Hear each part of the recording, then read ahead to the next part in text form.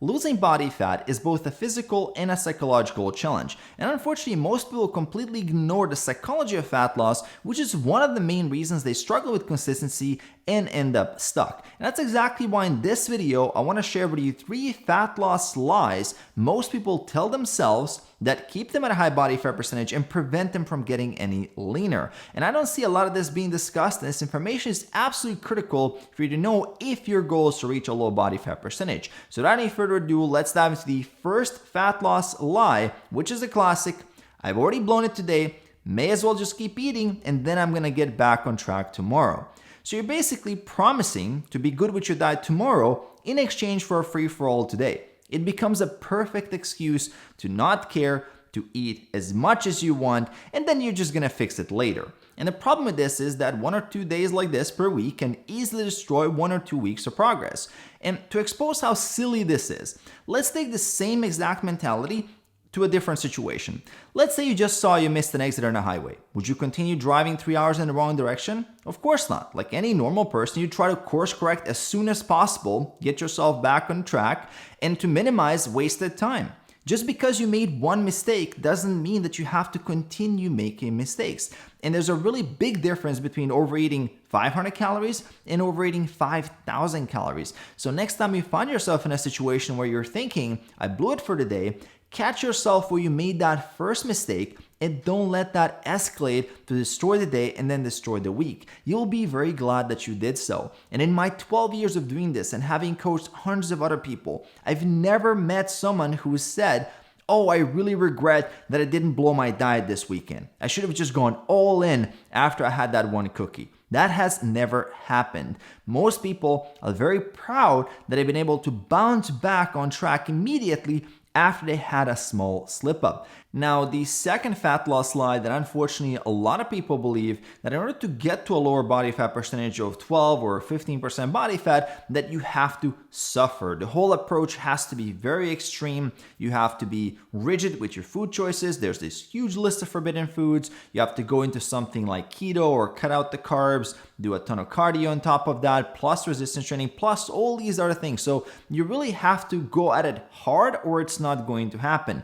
And the funny thing here is that when I look at people who successfully go down to those ranges of 12 or 15% body fat, their approach is a lot more reasonable compared to the average person out there who's really struggling with seeing results and who's consistently trying to do these extreme approaches and then falling off track. And this, of course, slowly over time builds resentment because you're thinking, well, is it even worth it? Because I have to deprive myself so much and I'm still not seeing results. Well, I may as well just accept the fact that I'm going to be at this high body fat percentage. And this is really coming from that world of diet culture where it's really about being restricted. It's celery sticks, it's fasting, it's juices, it's all these things that are not sustainable long term. While in reality, to get to a 12 to 15% body fat range, you don't need extreme, you need smart. And this is also an example of what's called the binary thinking fallacy, meaning that you have only 2 options for the situation. In this case, the option 1 is to be on the plan, fully restricted, go hardcore, or completely off the plan, where you're basically gonna eat whatever you want as much as you want.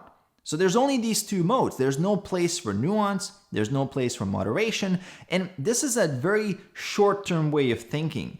And unfortunately for most people, due to their past experiences and also what they see other people do, dieting has no middle ground. It's either on or off. And this puts them in a situation where they really can't sustain anything for longer periods of time. And there's only so much you can do. Even if you go super hard for 4 weeks, you're eventually going to burn out. And if you find yourself in that type of situation with a similar experience, I would highly urge you to see if you had some unreasonable food restrictions. And I would urge you to move to a more flexible dieting approach where you're gonna allocate 80-90% of your calorie intake to more whole, healthy, unprocessed foods, but still have that 10-20% left over for some treats or certain foods that you still want to include in your diet that might not be the healthiest out there. At the end of the day, it's not about good foods versus bad foods. There are certain foods that you should be eating more of and other foods that you should be eating less of. Same as there's no good or bad like button. You just hit it and you move on. Now, the third reason a lot of people struggle with getting lean is because mentally they have a very hard time dialing themselves in once they fall off track. And we've all been there. Sometimes it's a trip, other times it's a stressful period in life where you fall off track and you lose momentum. And suddenly, even the basic things like tracking your calories and macros, doing your groceries, weighing yourself in the morning feel 10 times harder than they were before. And here's the thing, most people don't understand the power of momentum, because once you've been in a routine for a while, you get locked in, things do get a lot easier. Now, if you lost that momentum, restarting feels very hard. Actually, it can feel harder than it was to start in the first place, but it's a temporary feeling.